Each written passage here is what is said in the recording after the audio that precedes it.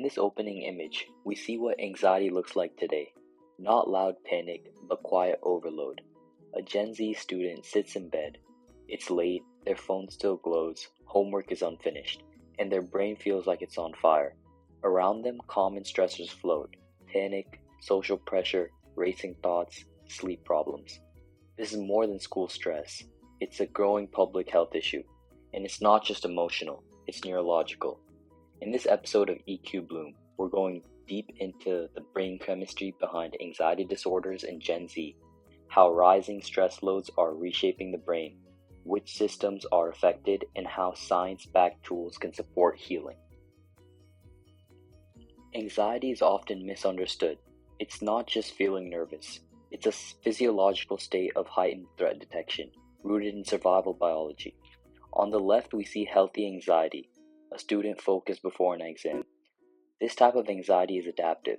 It sharpens concentration, improves memory encoding, and activates the sympathetic nervous system in productive ways. On the right, disordered anxiety. Here, the same student is overwhelmed, frozen, unable to think clearly. This is what happens when anxiety is chronic, exaggerated, or triggered by non-dangerous stimuli.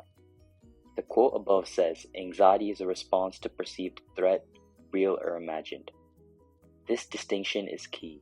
The brain doesn't need an actual threat, just a perceived one, to activate a full stress response.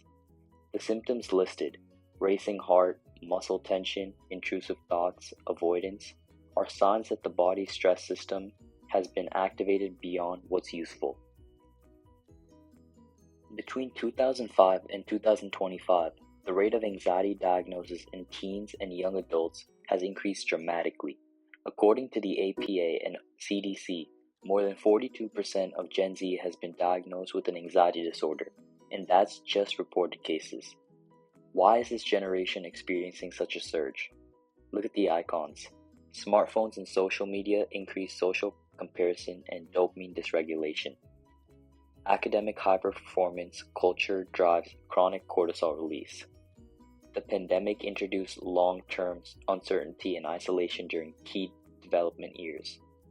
In the center, our overwhelmed teen reflects this perfectly, surrounded by pop-ups, GPA alerts, and digital noise. The brain was never meant to process this much stimulus, this constantly. Research from UCLA shows that social media overuse is associated with hyperactivity in the amygdala and reduced gray matter volume in the prefrontal cortex, the very regions involved in anxiety regulation. Now we step into the brain.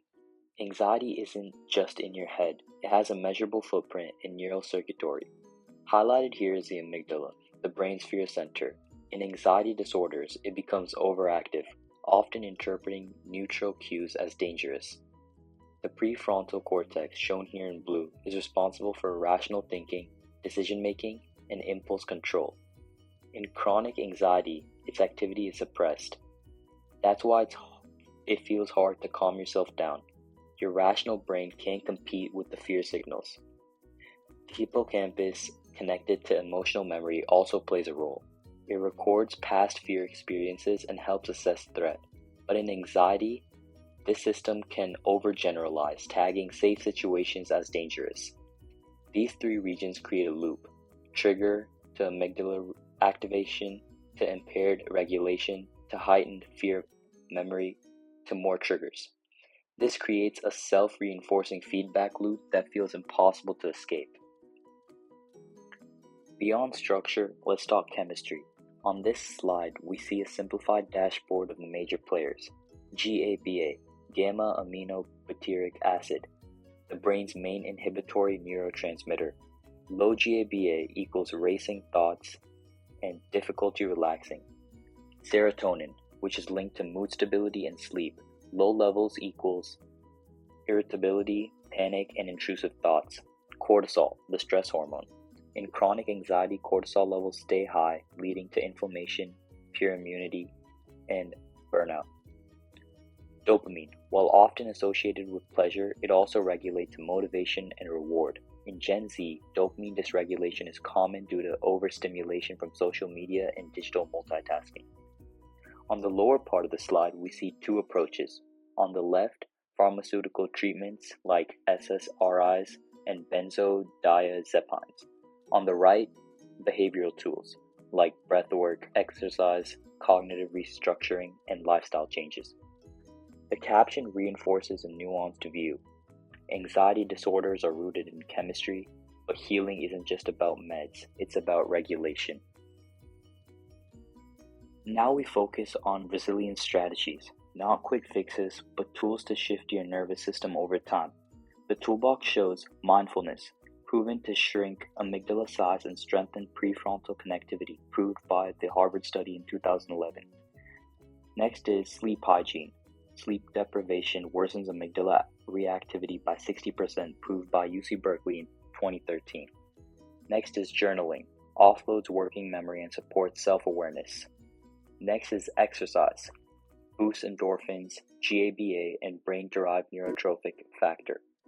Next is cognitive restructuring. Rewires distorted thinking patterns. To the right, the rewiring visual shows 3 key functions being restored. Safety. Your body learns it's no longer in danger. Balance. Cortisol levels reduce. Flexibility. Your brain becomes better at shifting between emotional states. At the bottom, GABA boosters like yoga, music, breathwork. Cognitive safety like journaling, CBT, safe spaces. Digital detox. Lowers cortisol, restores dopamine balance. These strategies aren't one size fits all, but they are neurologically grounded and cumulative. Small, consistent changes create long-term shifts in emotional regulation. We close the episode with a return to peace. Our student, once overwhelmed, now stretches gently, laptop closed, thoughts quieted. Above them, a brain blooms a single plant. Growth doesn't come from doing more, it comes from doing differently. This image isn't a solution, it's a reminder that your nervous system is trainable, that your anxiety is not a personal failure, but a physiological state that can be changed with time, insight, and support. On screen, you'll see Healing Starts with Understanding, and subscribe to EQBloom for weekly videos on brain health, behavior, and emotional science. Which anxiety habit surprised you the most? Let us know below. This channel exists to help you build emotional fluency and science-based self-understanding. Thank you for being here. Keep growing.